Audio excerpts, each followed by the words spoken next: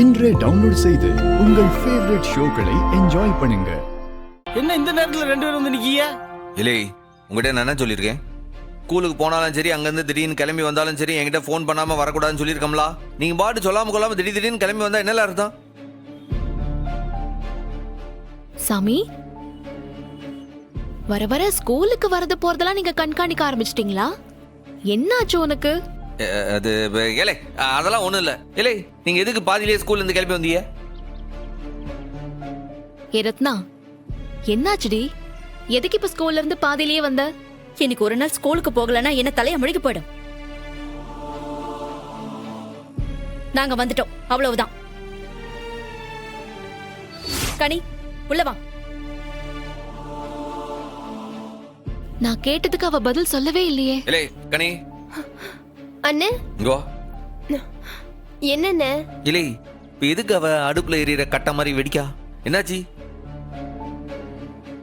என்னல, பள்ளிக்கூடத்தில் ஏதாச்சும் நடந்துச்சா? அந்த வெங்கடேஷ் பையன் ஏதாச்சும் வந்தானா? ஆமா அண்ணே, நாங்க ஸ்கூலுக்கு போனோமா, அங்க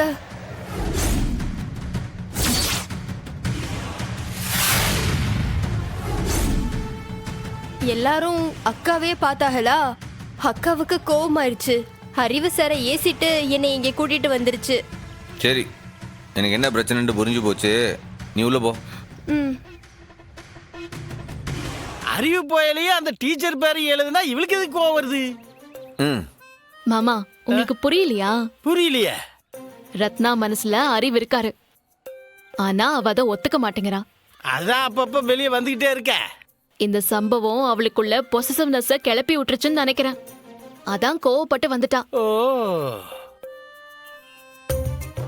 சாமி, இப்ப நம்ம என்ன பண்ணலாம் சாமி? இல்லை, சில நெருப்பு எரிஞ்சா ஆபத்து, சில நெருப்பு அணைஞ்சா ஆபத்து. புரியலேடா. இந்த நெருப்பு அணையாம நாம அப்ப தூண்டி விட்டுட்டே இருக்கணும்ல, புரியுதா? ஓ, புரியுது. ம், அப்ப சரி, நீ வா, உள்ள வா.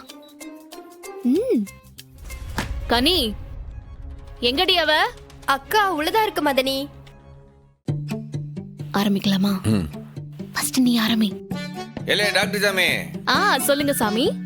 கனி ஸ்கூல்ல நடந்த விஷயத்தெல்லாம் சொல்லிச்சு, ஆனா அதுல எனக்கு ஒரு டவுட் இருக்குல்ல. என்ன டவுட்?